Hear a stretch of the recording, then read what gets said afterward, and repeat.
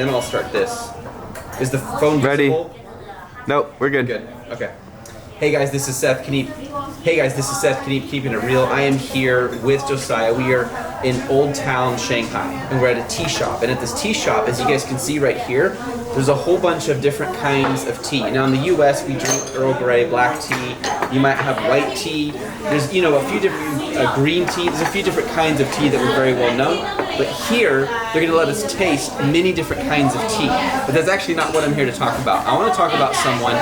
Her name is Olivia, and what she did in order to start her company. Now this is such a good example of how you should be building your Amazon business. Now check this out.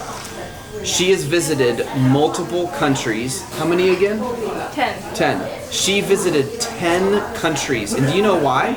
Let me give you an example. So she went to Mexico. She didn't speak Spanish. She went to Mexico, and it took her 2 days to get her cell phone set up because she didn't understand the language. This is what put her at a limitation, obviously. But she did this so she could understand what is it like to be a foreigner in a different country. What are your frustrations? How do you feel? What kind of help do you need? And she did this so that she would have the ability to effectively help other people. When you go to a country, you don't know the language, and all the things that we take for granted in our own countries, all of a sudden you can't do that anymore. You suddenly realize, man, how do I even ask where the bathroom is? What do I call the bathroom? You know, what about this food? How am I supposed to eat it? You know, how do I know which place to walk? This simple basic stuff we take for granted in our own countries, all of a sudden become a limitation when you go somewhere else, unless you have a guide. She did this so she could understand her future customers. That's exactly what you should be doing on Amazon.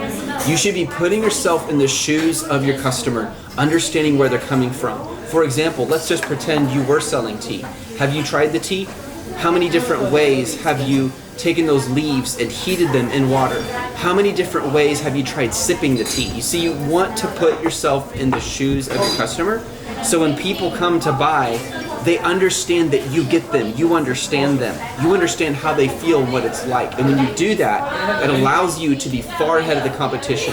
I guarantee you, the top 2% of all sellers on Amazon are at the top because they do something that differentiates them. They understand the experiences of the customer. They put themselves in their shoes.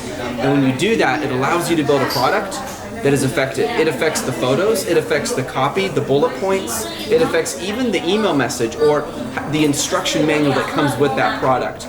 Put yourself in the shoes of your customer, understand their frustration, legitimately meet that need, and you can absolutely crush it on Amazon. This is Seth Keep It Real here in Shanghai, China. I wish you success wherever you are in this amazing world. Take care.